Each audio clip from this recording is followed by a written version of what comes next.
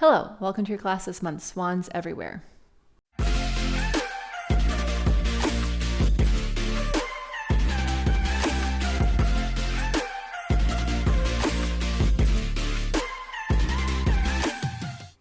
So every equipment class this month is focusing on the Swan and how it affects our practice. It's the longest extension we can make, and it's so much upper back connections. So there's a few ways to do our Swan here on the Cadillac, and then there's like a bunch of different exercises where the Swan can be taken into greater lengths. Please be mindful of your body, and when in doubt, do the Swan instead of something else. All right. And I love seeing videos and pictures of you taking these equipment classes, and I love your takeaways. So keep posting them in the group, share with others which equipment class you loved, and also post on Instagram tagging me. It means so much. So let's warm up. Grab your rollback bar, hold it as wide as you can. And then I start with bent knees, and I want you to reach your arches forward because I do want your whole foot and your whole heel to stay on the vertical poles as you pull your waist back. Allow your spine to roll down. Take a moment here and just notice with the pull of the spring what parts of your body want to touch the mat and which parts are like arching off or trying to escape.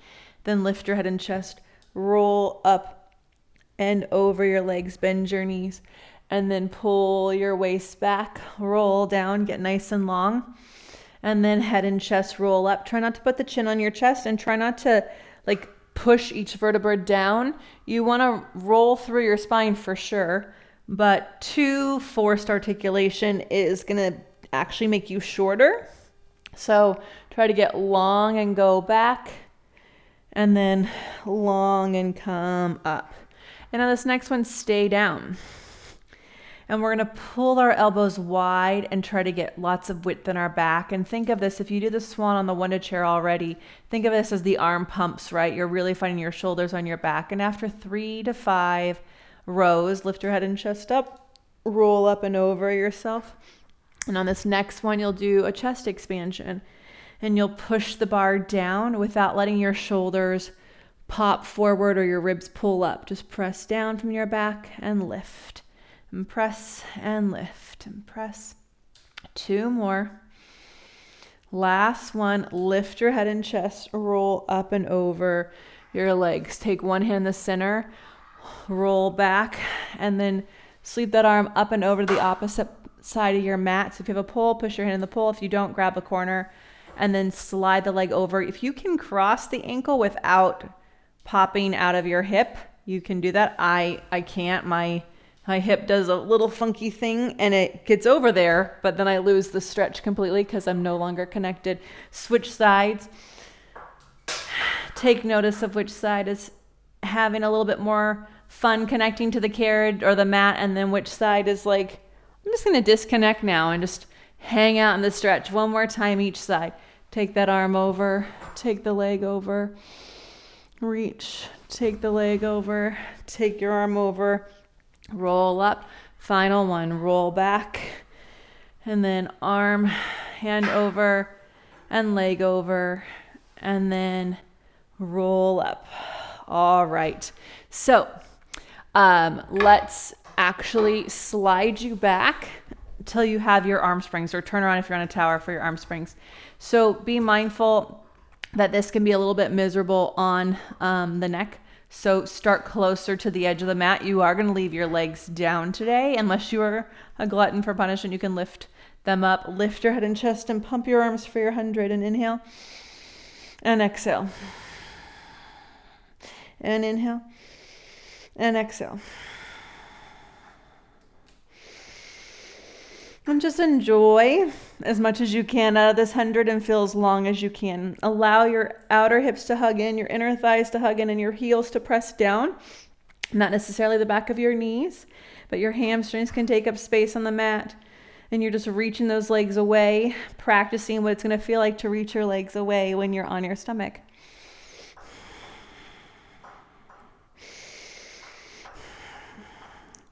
Last cycle. And then lower your head and chest. Slide out a little bit more. And you can have your knees bent if you've got anything going on with your back. Ideally, though, today I'd love you to have straight legs for your arm springs. And that's because you have straight legs in your swan. And I don't care how low your arms go, but press your whole hand into the handle and press your arms down. And then lift your arms up. And notice as if when the arms went down, did the shoulder heads roll up? Or can you feel your collarbones get wide and your shoulders press wide? And just lengthen. Let your low ribs press wide into the mat. And as your arms come down, this next one, stay there. Stand in those handles. Feel like you're floating on top of the mat, like you're floating on top of the water. Nothing's pressing down too much or too little. And then draw little circles here. And just enjoy the circles and see if you can work the down and the out. The up and the in are easy, so work the down and the out. And then lift those arms up. And if you want to make it easier on yourself, slide back a little bit, but squeeze those elbows in. And this is where you really can get so much strength in your upper back for your swan, for everything. Push those arms towards straight and then bend and pull your low ribs back into the mat. Notice if your elbows are sliding around or popping off the mat. Even if you're like, oh, it's only like a millimeter, that's too much. Squeeze those elbows into your sides and into the mat. Last 3 and 2 and 1. Lift those arms up. Okay, so I want your arms to go wide to the sides, palms face in. As you open and close your arms, it's just about opening and closing your lungs. It's really important for our swan that we can move our arms wide to the sides and that it helps us lengthen our spine and doesn't force us to like crack walnuts back there or let the shoulders come in the ears. Right? You're standing your hands into the handles like you'd stand in your legs. And then come all the way up. All right, so now grab your push through bar. All right. And you can do this first baby one without a spring. Okay. I'll show you and then we'll add a spring. And then we'll do the baby one again with a spring and then we'll do a big swan. So what you'll do is have your hands on the push through bar and then make sure the push the bars between the vertical poles and then straighten your legs long, spin those inner thighs up, reach your tailbone down and then pull your heart forward, stand in your hands just like you stood in them for the arm springs. And then you're just reversing what you just did. Lengthen your heart and then come all the way down. I don't care how high you go. I do care if you go back though. So it's not about your head going to your feet. Pull that heart forward and lengthen your spine. One more like this. Pull your heart forward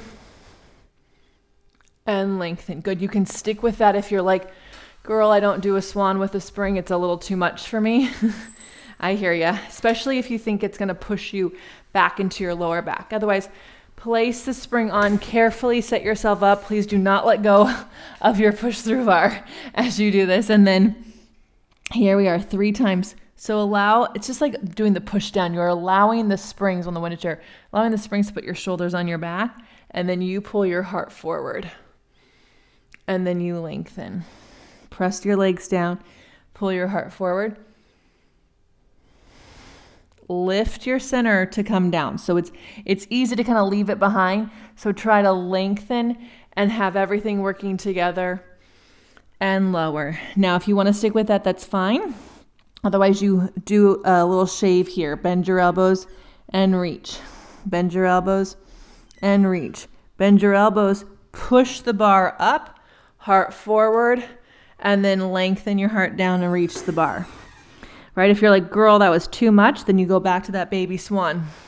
I would rather you find so much strength in that smaller one than be pushed around in this bigger one. One more.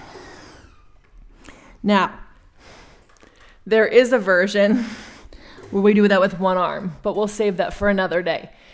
Go ahead and lift your bar up and then sit in front of it for your push through. So what I hope that you learned in that is how much your arms reach from your back. And so I want you to feel your arms reaching from your back here. Then feel what like reaching off your back is like, and then feel like you're on.